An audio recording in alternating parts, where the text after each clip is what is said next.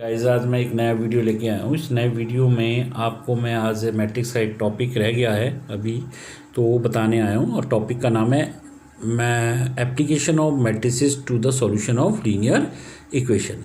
हम मैट्रिक्स में किस तरीके से लीनियर इक्वेशन को मैट्रिक्स के हेल्प के थ्रू हम लीनियर इक्वेशन को सॉल्व करते हैं, ये मैं आपको यहाँ बताने जा रहा हूँ। इस मेथड को मैट्रिक्स मेथड या मार्टिन रूल भी कहा जाता है। ये आपके पास तीन वेरिएबल की लीनियर इक्वेशन दे रखी हैं। a1x + b1y + c1z = d1, a2x + b2y + c2z = d2, a3x + b3y + c3z = d3।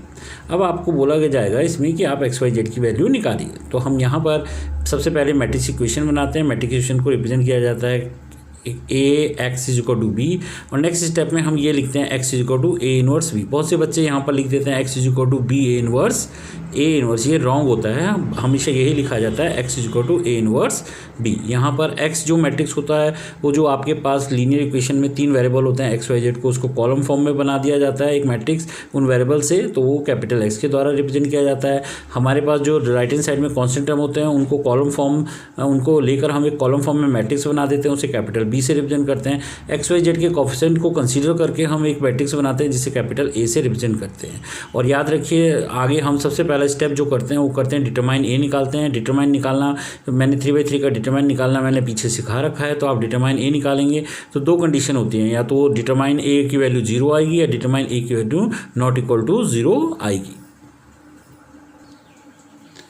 अब देखिए सबसे पहले मैंने अभी बताया था आपको डिटरमाइन A निकालेंगे। डिटरमाइन A 0 है, या तो 0 आएगा उसका रिजल्ट डिटरमाइन A का, या ≠ 0 आएगा। अगर आपके पास डिटरमाइन A ≠ 0 आता है तब हम बोलते हैं कि जो हमारे पास सॉल्यूशन आएगा वो यूनिक सॉल्यूशन आएगा और कंसिस्टेंट आएगा। यूनिक सॉल्यूशन का मतलब होता है कि उन तीनों इक्वेशन जो हमारे पास दे रखी हैं उसको अगर हम आपस में सॉल्व करेंगे तो हम पाएंगे कि x y और z की x की एक वैल्यू, y की भी एक ही वैल्यू, z की भी एक ही वैल्यू आएगी जो तीनों इक्वेशन को सॉल्व करेगी। और कंसिस्टेंट का मतलब होता है सॉल्यूशन कुछ ना कुछ आएगा, यानी एक्स वाई जेड का रिजल्ट कुछ ना कुछ आएगा। लेकिन अगर आपके पास डिटरमाइन A 0 आता है तो आपको एडजॉइंट A × B निकालना पड़ेगा।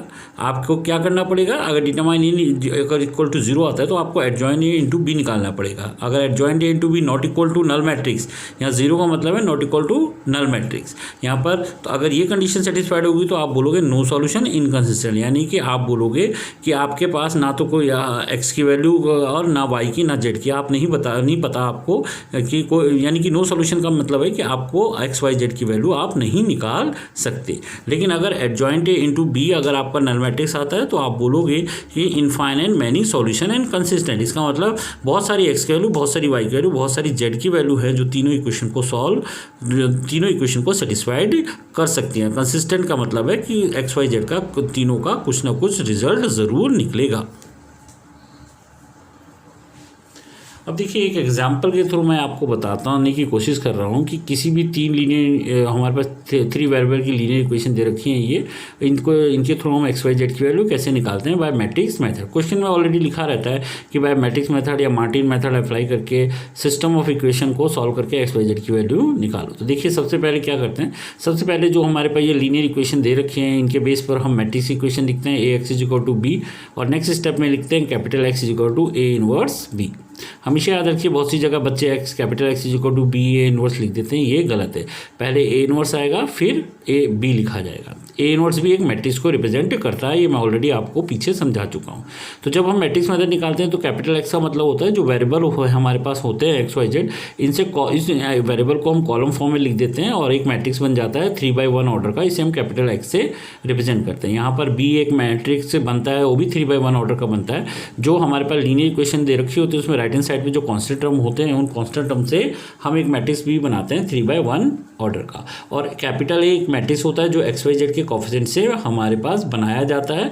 तो इस तरीके से हमने कैपिटल A, कैपिटल B और कैपिटल X 3 मैट्रिक्स बनाए क्योंकि इन तीनों मैट्रिक्स का ही यूटिलाइजेशन होता है और हमारे पास matrix equation capital X, A और B के फॉर्म में ही होती है। सबसे पहले हम स्टेप करते हैं डिटरमाइन A निकालते हैं। डिटरमाइन A हमने निकाला तो हमारा डिटरमाइन A आया -22।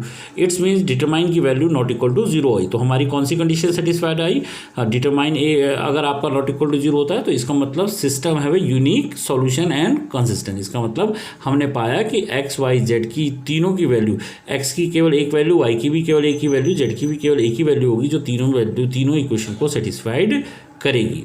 तो सबसे उसके बाद हम नेक्स्ट स्टेप में क्या करते हैं, हमारे पास मैट्रिक्स इक्वेशन होती है capital X equal to A inverse B, तो अब हमें ए इनवर्स निकालना पड़ेगा। तो ए इनवर्स निकालने के लिए हम सबसे पहला स्टेप क्या करते हैं, एडजॉइंट ए निकालते हैं। तो एडजॉइंट ए निकालने के लिए सबसे पहले जो हमारे पास मैट्रिक्स ए गिवन है, इस मैट्रिक्स ए के एलिमेंट जो हमारे पास गिवन है उसके हमने यहाँ पर कोफैक्टर निकाले, A11, A12, A13, A21, A22, A23, A31 और A32, A33, ये सब मैट्रिक्स ए के जो एलिमेंट है उनके कोफैक्टर है। मैं ऑलरेडी आपको पीछे के वीडियोस में कोफैक्टर निकालना सिखा चुका हूँ और एडजॉइंट ए कैसे बनता है वो भी मैं आपको सिखा चुका हूँ। तो उस बेस पर मैंने यहाँ पर डायरेक्ट ही इस मैट्रिक्स ए के कोफैक्टर निकाल के उनके रिजल्ट्स को लिख दिया। आई होप कि आप इनके कोफैक्टर्स को निकाल सकते हैं। अब देखिए, जब हमने पीछे कोफैक्टर निकाले तो सबसे पहले स्टेप क्या करेंगे, कोफैक्टर मैट्रिक्स बनाएंगे। इस तरीके से मैंने A11 जो फर्स्ट पोजीशन पे एलिमेंट लाई करता है उसके कोफैक्टर को यहाँ लिख दिया है, A12 पोजीशन पे जो एलिमेंट लाई करता है उसके कोफैक्टर को मैंने यहाँ लिख दिया। इस तरीके से मैंने यहाँ पर ये कोफैक्टर मैट्रिक्स बनाया। और एडजॉइंट ए क्या बताया था मैंने आपको पहले, ऑलरेडी पीछे के वीडियोज़ में मैंने एक्सप्लेन कर रखा है। एडजॉइंट ए का मतलब होता है कोफैक्टर जो मैट्रिक्स बनता है उसका ट्रांसपोज। तो हमने सबसे पहले कोफैक्टर निकाला, फिर यहाँ पर एडजॉइंट ए को इस तरीके से रिप्रेजेंट करा, कोफैक्टर मैट्रिक्स का ट्रांसपोज, और ये मैट्रिक्स का ट्रांसपोज करने पे ये मैट्रिक्स आया और ये क्या कहलाता है, एडजॉइंट ए कहलाता है। फिर हमारे पास ए इनवर्स निकालने का फॉर्मूला होता है एडजॉइंट ए अपॉन डिटरमाइन ए, और हमने यहाँ से डिटरमाइन ए की वैल्यू पीछे मैंने -22 निकाली थी, इस वैल्यू को मैंने यहाँ पर एडजॉइंट ए की जगह मैंने ये मैट्रिक्स रखा और -1/22 आया। फिर -1/22 1/-22 को मैंने इसमें मैट्रिक्स के हर एलिमेंट से अंदर मल्टीप्लाई कर दिया, तो मेरे पास ये रिजल्टेंट मैट्रिक्स बना। और इस रिजल्टेंट मैट्रिक्स जो आया हमारे पास ये कहलाएगा ए इनवर्स, और इस ए इनवर्स को की वैल्यू को मैंने X is equal to A inverse B, जो मेरे पास मैट्रिक्स इक्वेशन है A X is equal to B, और उसके बाद नेक्स्ट स्टेप में X is equal to capital X is equal to A inverse B में मैंने ए इनवर्स की जगह ये लिख दिया। बी और एक्स मेरे को पीछे मेरे को गिवन थे, उन वैल्यू को मैं यहाँ पर पुटअप कर दूंगा। अब देखिए, अब क्या करेंगे हम, कैपिटल एक्स मैट्रिक्स जो है उसकी जगह पर हम ये एक्स वाई जेड, और ए इनवर्स मैट्रिक्स की जगह ये वाला मैट्रिक्स, और कैपिटल बी की जगह हम ये मैट्रिक्स पुटअप कर देंगे मैट्रिक्स इक्वेशन में, और उसके बाद हम इन दोनों मैट्रिक्स को मल्टीप्लाई करेंगे तो हमारे पास ये 3/1 ऑर्डर का एक मैट्रिक्स बनेगा। लेफ्ट हैंड साइड में भी हमारे पास 3/1 ऑर्डर का एक मैट्रिक्स है। और हमें पता है जब दो मैट्रिक्स आपस में इक्वल होते हैं तो पहली शर्त होती है दोनों का ऑर्डर सेम होनी चाहिए, जो यहाँ पर है ये भी 3/1 ऑर्डर का है लेफ्ट हैंड साइड में, और राइट हैंड साइड भी 3/1 ऑर्डर का है। तो सेम प्लेस पर जो डाटा लाई करते हैं वो भी आपस में इक्वल होते हैं, इसलिए एक्स की वैल्यू 1, वाई की वैल्यू 2 और जेड की वैल्यू 5 होगी। ये मैंने एक क्वेश्चन करके बताया आपको मार्टिन रूल से, जब आपके पास determinant A not equal to 0 होता है। अब आप देखिए एक दूसरा क्वेश्चन मैं यहाँ पे समझाने की कोशिश कर रहा हूँ। इसमें भी 3 वेरिएबल की लीनियर इक्वेशन दे रखी है, ये 3 इक्वेशन, और आपको इसको मैट्रिक्स और मार्टिन रूल से सॉल्व करते हुए एक्स वाई जेड की वैल्यू फाइंड आउट करनी है। तो सबसे पहला स्टेप हम क्या करेंगे, matrix equation A X is equal to B लिखेंगे, और फिर हम इसको लिखेंगे capital X is equal to A inverse B. यहाँ पे कैपिटल एक्स पीछे वाले क्वेश्चन की तरह ही जो वेरिएबल होते हैं उनको कॉलम फॉर्म में लिख दिया जाता है, तो वो कैपिटल एक्स को रिप्रेजेंट करता है। राइट हैंड साइड में जो कांस्टेंट टर्म होते हैं उसको कॉलम फॉर्म में हम रिप्रेजेंट करते हैं, तो कॉलम फॉर्म में लिख के एक मैट्रिक्स बनाते हैं जिसे कैपिटल बी से रिप्रेजेंट किया जाता है, और एक्स वाई जेड के कोएफिशिएंट से जो मैट्रिक्स बनता है उसे हम कैपिटल ए से रिप्रेजेंट करते हैं। और फिर हम फिर इस क्या स्टेप करते हैं, हम डिटरमाइन ए फाइंड आउट करते हैं। अब देखिए मैंने डिटरमाइन ए निकाला, तो सब डिटरमाइन ए निकाला वो मेरा 0 आया। तो मैंने ऑलरेडी आपको पीछे चार्ट बना रखा है कि अगर डिटरमाइन ए 0 आता है तो हम क्या स्टेप उठाते हैं। उसके बाद हम यहाँ पर हमारे पास जब क्वेश्चंस को सॉल्व करेंगे तो सिस्टम है 2 पॉसिबिलिटीज़। जब डिटरमाइन ए 0 है तो हमारे पास 2 पॉसिबिलिटीज़ हो सकती हैं, या तो नो सॉल्यूशन की कंडीशन आएगी या इनफाइनाइट मैनी सॉल्यूशन की कंडीशन आएगी। ये 2 कंडीशन आएगी। तो हमने सबसे पहले ये पता करना है कि इन दोनों में कौन सी कंडीशन है अप्लाई होगी और कौन सी नहीं। उसके लिए सबसे पहले क्या करेंगे, जो मैट्रिक्स ए गिवन है उस मैट्रिक्स के हर एलिमेंट के कोफैक्टर निकालेंगे। आपको मैंने यहाँ पर डायरेक्ट कोफैक्टर निकाल लिए हैं, आप कोफैक्टर निकाल के देख लीजिएगा। उसके बाद कोफैक्टर मैट्रिक्स हम यहाँ पर बनाएंगे। ये मैंने कोफैक्टर मैट्रिक्स बना दिया है। कोफैक्टर मैट्रिक्स बनाने के बाद सब हमें एडजॉइंट ए निकालना होता है, तो हम जो कोफैक्टर मैट्रिक्स है उसका ट्रांसपोज कर देते हैं, तो हमारे पास एडजॉइंट ए आ जाता है। इस तरीके से मैंने एक कोफैक्टर एडजॉइंट ए को फाइंड आउट कर दिया, ये मैट्रिक्स जो था इसका ट्रांसपोज करा, तो मेरे पास एक नया मैट्रिक्स बना और उसको मैंने एडजॉइंट ए से रिप्रेजेंट करा। फिर हम क्या करते हैं, एडजॉइंट ए इंटू बी निकालते हैं। तो ये एडजॉइंट ए मैट्रिक्स है, ये मेरे पास बी मैट्रिक्स है, मैंने इन दोनों को मल्टीप्लाई करा तो मेरे पास एक नल मैट्रिक्स आया। पीछे मैं ऑलरेडी एक्सप्लेन कर चुका हूँ, बाय चार्ट से मैंने बना रखा है, और ये हमारे पास कंडीशन है कि अगर किसी भी मैट्रिक्स मेथड में जब हम क्वेश्चन को सॉल्व करते हैं, आपका डिटरमाइन ए 0 आता है और एडजॉइंट ए इंटू बी निकालते हैं, अगर वो भी नल मैट्रिक्स के बराबर आता है, तो इस तरीके के सिस्टम में हम बोलते हैं the system is consistent and infinite number of solution, so more than one value of X Y Z variable are possible. यानी कि दूसरे शब्दों, सिंपल शब्दों में समझने की कोशिश कीजिए कि जो तो हमारे पास 3 वेरिएबल की 3 लीनियर इक्वेशन जो हमें गिवन है, उन तीनों इक्वेशन में एक्स की बहुत सारी वैल्यू, वाई की बहुत सारी वैल्यू, जेड की बहुत सारी वैल्यू हो सकती हैं जो तीनों इक्वेशन को सेटिस्फाइड कर सकती हैं। इसलिए हम इस तरीके के सॉल्यूशन, जब बहुत सारी एक्स की वैल्यू, बहुत सारी वाई की वैल्यू, बहुत सारी जेड की वैल्यू, तीनों लीनियर इक्वेशन को सेटिस्फाइड कर सकते हैं, इस तरीके के सॉल्यूशन को कहते हैं इनफाइनाइट नंबर ऑफ सॉल्यूशन। तो हमने क्या देखा, सबसे अगर आपके पास डिटरमाइन ए 0 आएगा तो आप एडजॉइंट ए इंटू बी निकालेंगे। इसमें 2 पॉसिबिलिटीज होगी, या तो adjoint A into B not equal to null matrix आएगा या इक्वल टू नल मैट्रिक्स आएगा। जैसे इस क्वेश्चन में इक्वल टू नल मैट्रिक्स आया तो हम बोलेंगे the system have infinite number of solution. अब जब हम इस तरीके के क्वेश्चन सॉल्व करते हैं जिसमें इस तरीके की कंडीशन आती है आपके पास इनफाइनाइट मैनी सॉल्यूशन की, तो इस तरीके के क्वेश्चन को सॉल्व करने के लिए क्या करते हैं, हम अपनी मर्जी से किसी भी वेरिएबल को, चाहे आप एक्स वेरिएबल को, चाहे वाई को, जेड को के मान देते हैं। कोई कांस्टेंट टर्म के कंसीडर कर लिया, के हमने कंसीडर करा। यहाँ पर मैंने जेड वेरिएबल को के बराबर कंसिस्टेंट, जेड बराबर के मैंने एज्यूम कर लिया, और जेड बराबर के मेरे पास जो लीनियर इक्वेशन गिवन थी उसमें पुटअप करा, तो तीनों इक्वेशन इस फॉर्म में बन गई। पहली इक्वेशन 5x + 3y = 4 - 7k के फॉर्म में कन्वर्ट हो गई। दूसरी इक्वेशन 3x + 26y = 9 - 2k के फॉर्म में कन्वर्ट हो गई। तीसरी इक्वेशन 7x + 2y = 5 - 10k की फॉर्म में कन्वर्ट हो गई। अब हम इस तरीके के क्वेश्चन को सॉल्व करने के लिए फर्स्ट 2 इक्वेशन को कंसीडर करते हैं। अब यहाँ देखिए हमारे पास 2 ही वेरिएबल बच गए, एक्स और वाई। अब हम इन 2 वेरिएबल्स वाली इक्वेशन में मैट्रिक्स मेथड अप्लाई करेंगे दोबारा से। x = b, x = a inverse b। यहाँ पे x होगा एक्स वाई वेरिएबल से कॉलम फॉर्म में बना मैट्रिक्स, b होगा राइट हैंड साइड में जो मेरे पास टर्म बचे हुए हैं उनसे कॉलम फॉर्म में बना हुआ मैट्रिक्स, और एक्स कैपिटल ए होगा एक्स वाई जेड के जो कोफिशिएंट है उनसे बना हुआ एक मैट्रिक्स।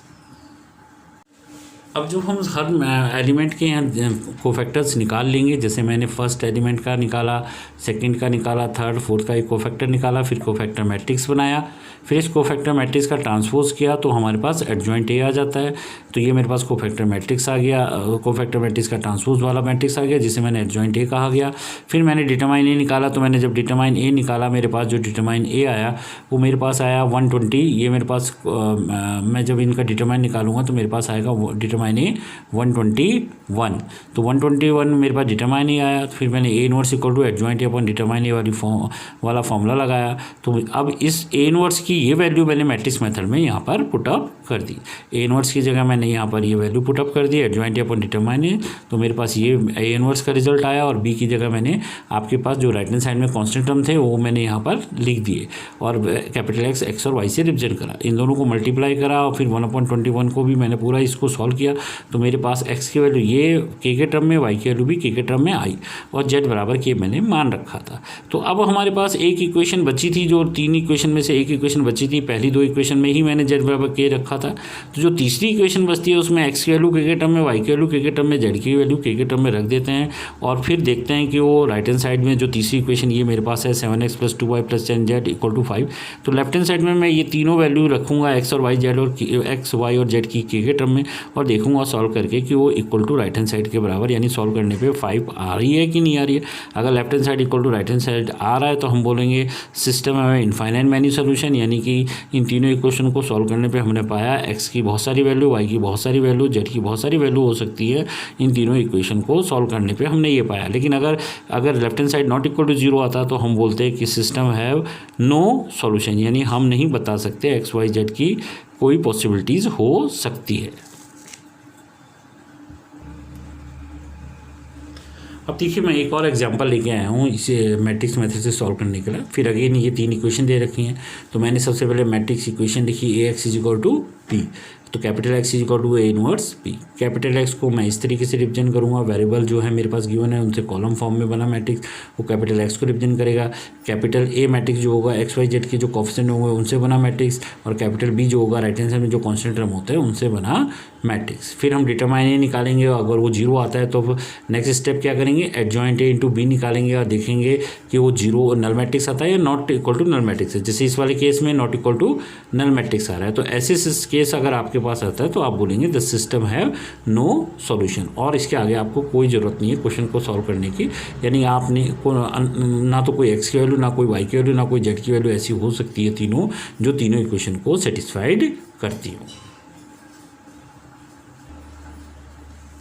अब देखिए आपके पास जो मैंने मैट्रिक्स के टॉपिक बनाया उसमें एक क्वेश्चन आपका रह गया था, वो मैं आपको बता रहा हूँ कि किस तरीके से कुछ क्वेश्चंस करने होते हैं। जैसे कि आपके पास एक क्वेश्चन है, इसमें मैट्रिक्स एक गिवन दे रखा है और एक इक्वेशन दे रखी है x square minus 3x minus 7 is equal to 0, और आपको बोला गया है कि इस इक्वेशन के हेल्प के थ्रू ए इनवर्स निकालो। एक तो ऑलरेडी मैं ए इनवर्स निकालना आपको पीछे सिखा चुका हूँ कि अगर आपको मैट्रिक्स गिवन है तो आप उसका मैट्रिक्स का एडजॉइंट निकालिए और उसको डिटरमाइन से डिवाइड कर दो। लेकिन यहाँ पर जब इस तरीके से कोई क्वेश्चन गिवन दे रखा होता है जिसमें एक मैट्रिक्स किसी इक्वेशन को सेटिस्फाइड करता है और तब आपको ए इनवर्स निकालना होता है, तो इसको करने का तरीका अलग होता है। जैसे हम ऑलरेडी बचपन में पढ़ते थे कि जैसे आपके पास कोई ये इक्वेशन और आपको बोला जाए कि इसका सॉल्यूशन एक्स की वैल्यू 2 है या 3 है, तो हम एक्स की वैल्यू 2 इसमें रख के देखते थे और देखते थे कि लेफ्ट हैंड साइड को पे रखने पर राइट हैंड साइड आती है कि नहीं। तब अगर आ जाता था रिजल्ट सेम आ जाता था तो हम बोलते थे ये इसका सॉल्यूशन है। तो इस क्वेश्चन में यहाँ पर ये बोला गया है कि क्या मैट्रिक्स है इस इक्वेशन को सेटिस्फाइड करता है, तो हम एक्स की जगह मैट्रिक्स ए को रखेंगे और कैसी फॉर्म बन जाएगी, ए स्क्वायर माइनस 3a माइनस 7। हमेशा याद रखिए जब भी कोई मैट्रिक्स इस इक्वेशन को सेटिस्फाइड करता है तो कांस्टेंट टर्म के साथ हम आइडेंटिटी मैट्रिक्स लिख देते हैं जब हम एक्स की जगह ए पुटअप करते हैं, और आइडेंटिटी मैट्रिक्स उतने ही ऑर्डर का हम बनाते हैं जितने ऑर्डर का मैट्रिक्स से गिवन होता है। और इक्वल टू यहाँ राइट हैंड साइड में मैंने यहाँ 0 लिखा है, ये 0 नहीं है, ये वास्तविकता में किसको रिप्रेजेंट कर रहा है, नल मैट्रिक्स को। तो हम इसको जब कोई मैट्रिक्स किसी इक्वेशन को सेटिस्फाइड करता है तो लिखते हैं A square minus 3a minus 7i equal to null matrix. और उसके बाद हमें लिखते हैं प्री मल्टी, आपके पास दो चीज़ होती है, एक प्री मल्टीप्लाई और एक होता है पोस्ट मल्टीप्लाई। जैसे मैंने यहाँ लिखा pre multiply by A inverse in both side, इसका मतलब है ए इनवर्स एक मैट्रिक्स है, इस मैट्रिक्स को मैंने ए स्क्वायर के लेफ्ट में लिखा, इस ए के लेफ्ट में लिखा, आई के लेफ्ट में लिखा। तो मैं जब मैं pre multiply by A inverse in both side लिखता हूँ तो मैं इस तरीके से लिखूंगा A inverse A square minus 3 A inverse A minus 7 A inverse I equal to A inverse into null matrix. हमेशा बच्चे इसको लिखने में गलती करते हैं, इसलिए मैं ये क्वेश्चन बता रहा हूँ। आप देखिए यहाँ पर नेक्स्ट स्टेप में बिहेव ये कैसे करता है, सेम बेस पावर ऐड की तरह से ये वर्क करता है। ए इनवर्स को ए स्क्वायर से मल्टीप्लाई करेंगे तो ए आएगा, ए इनवर्स को ए से मल्टीप्लाई करेंगे तो आपका क्या आएगा, यूनिट मैट्रिक्स आएगा, यानी A inverse A equal to I के बराबर होता है। ए इनवर्स किसी मैट्रिक्स को यूनिट मैट्रिक्स से मल्टीप्लाई करोगे तो वही मैट्रिक्स आपका रिजल्टेंट आता है। तो इस तरह, और ए इनवर्स को नल मैट्रिक्स से मल्टीप्लाई करोगे तो नल मैट्रिक्स आएगा। जब आप इस इक्वेशन को सॉल्व करेंगे तो ये आपके पास एक इक्वेशन बनेगी। उसके बाद आप इनवर्स निकालेंगे तो आपके पास आएगा a माइनस 3i अपॉन 7। अब a की जगह आप ये पुटअप कर देंगे, आई की जगह आपने 2/2 ऑर्डर का यूनिट मैट्रिक्स पुटअप कर दिया, 1/7 ये बाहर लिखा। इन दोनों मैट्रिक्स को आपस में सॉल्व करा तो ये कंडीशन आई, और फिर 1/7 से रिजल्टेंट जो मैट्रिक्स आया उसको मल्टीप्लाई करा तो ये जो मैट्रिक्स आया फाइनल ये ए इनवर्स हमने निकाल लिया। तो इस तरीके के क्वेश्चन जब दे रखे होंगे तो आपको क्वेश्चन को इस तरीके से सॉल्व करना होगा। अब आपके पास मैट्रिक्स का जो टॉपिक है उसका लास्ट टॉपिक है inverse of a matrix by elementary operation. तो आपके पास ये क्वेश्चन में लिखा हुआ आएगा कि एलिमेंट्री ऑपरेशन से इनवर्स निकालो। तो जब आपके पास एलिमेंट्री ऑपरेशन से इनवर्स निकालना होता है तो वो हम मैट्रिक्स मेथड अप्लाई नहीं करते हैं, तब हमारे पास एक अलग मेथड होता है। वो क्या होता है उसको आप देख लीजिए। जब हम एलिमेंट्री ऑपरेशन निकालते हैं तो सबसे पहले स्टेप क्या करते हैं, किसी गिवन मैट्रिक्स को हम इस तरीके से लिखते हैं A is equal to I A. ये किसी गिवन मैट्रिक्स को A is equal to A I लिखते हैं। अगर आप capital A is equal to I A लिखते हैं तो उसमें केवल रो ऑपरेशन अप्लाई करेंगे, और जब आप capital A is equal to A I लिखते हैं तो उसमें कॉलम ऑपरेशन अप्लाई करेंगे। ये मैं आपको अभी बताता हूँ कि कैसे एलिमेंट्री ऑपरेशन के क्वेश्चन को सॉल्व करते हैं। जैसे मैं सबसे पहले आपको 2/2 ऑर्डर का एक मैट्रिक्स है, इसमें किस तरीके से एलिमेंट्री ऑपरेशन के थ्रू ए इनवर्स निकालते हैं वो मैं आपको बता रहा हूँ। तो मैंने लिखा ए मेरे को गिवन था, मैंने अपनी मर्जी से ए को आई ए के बराबर कंसीडर करा। जब मैं ए को आई ए के बराबर कंसीडर कर रहा हूँ तो यानी कि ये वाला आई इस तरीके से लिख रहा हूँ, तो मैं केवल आने वाले समय में जो भी ऑपरेशन करूँगा वो रो ऑपरेशन लगाऊंगा। रो ऑपरेशन का मतलब है कि केवल रो में ही चेंजेस होगा, कॉलम वाले ऑपरेशन यहाँ पर अप्लाई नहीं होंगे। अब आप देखिए कि मैंने मैट्रिक्स ए यहाँ पर लिख दिया और आपके पास मैट्रिक्स है यहाँ पर 2x2 ऑर्डर का, तो 2x2 ऑर्डर का मैंने यहाँ पे एक आइडेंटिटी मैट्रिक्स लिखा और ए मैंने यहाँ पर ऐसे ही लिखा रहने दिया। अब मैं लेफ्ट हैंड साइड में इस तरीके से ऑपरेशन अप्लाई करूँगा कि लेफ्ट हैंड साइड जो मैट्रिक्स है उसको मैं यूनिट मैट्रिक्स बनाने की कोशिश करूँगा स्टेप बाय। और जब ये यूनिट मैट्रिक्स बन जाएगा, जो चेंजेस मैं ऑपरेशन लगाते हुए इस मैट्रिक्स में करूँगा वही ऑपरेशन मैं यहाँ पर करूँगा। जैसे फॉर एग्जांपल सबसे पहले मैंने ऑपरेशन लगाया R1 change to R1 minus 2R2। तो जब मैंने इस मैट्रिक्स में ऑपरेशन लगाया R1 change to R1 minus 2R1, तो मेरे पास जो R1 है यानी R1 मेरे पास क्या है 7 और 2, तो ये क्या बन जाएगी, जब ऑपरेशन लगाऊंगा उसके बाद ये बन जाएगी 1 और 0। तो R1 minus 2R2 same operation मैं यहाँ पर भी लगाऊंगा राइट हैंड साइड में यूनिट मैट्रिक्स में। तो अब 1 और 0 की जगह क्या आ जाएगा 1 और माइनस 2। फिर उसके बाद मैंने ये जो नए मैट्रिक्स बने इस वाले मैट्रिक्स और इस वाले मैट्रिक्स यहाँ पर जो ये मैट्रिक्स बने, फिर मैंने ऑपरेशन लगाया R2 change to R2 minus 3R1। तो R2 जो है 3 और 1 ये है, ये चेंज हो जाएगी। अब जो नया मैट्रिक्स बनेगा उसमें R2 क्या हो जाएगा 0 और 1, और यहाँ पर जो R2 है वो 0 और 1 है, अब वो चेंज होकर क्या बन जाएगी -3 और 7। तो यहाँ पर ये अब देखिए हमारा मेन उद्देश्य क्या होता है एलिमेंट्री ऑपरेशन में, जो हमारा गिवन मैट्रिक्स ए है जब वो हमारे पास यानी लेफ्ट हैंड साइड में जो मैट्रिक्स है वो आइडेंटिटी मैट्रिक्स बन जाता है, तो राइट हैंड साइड में जो यहाँ पर मैट्रिक्स बनता है वो मैट्रिक्स गिवन मैट्रिक्स ए का ए इनवर्स कहलाता है। क्योंकि हमें पता है, मैं ऑलरेडी आपको पीछे एक्सप्लेन कर चुका हूँ, प्रॉपर्टी भी बता चुका हूँ कि A inverse into A equal to I को रिप्रेजेंट करता है। इसलिए यहाँ पर जब मेरे पास लेफ्ट हैंड साइड में आई बन गया है तो यहाँ पर ये जो मैट्रिक्स होगा ये किसको रिप्रेजेंट करेगा, ए इनवर्स को रिप्रेजेंट करेगा। तो बेसिकली ये मेथड होता है एलिमेंट्री ऑपरेशन के थ्रू किसी भी मैट्रिक्स का इनवर्स निकालना। आगे मैं अभी आपको बताता हूँ 3x3 ऑर्डर का कैसे हम मैट्रिक्स अगर गिवन है तो एलिमेंट्री इनवर्स कैसे निकालते हैं।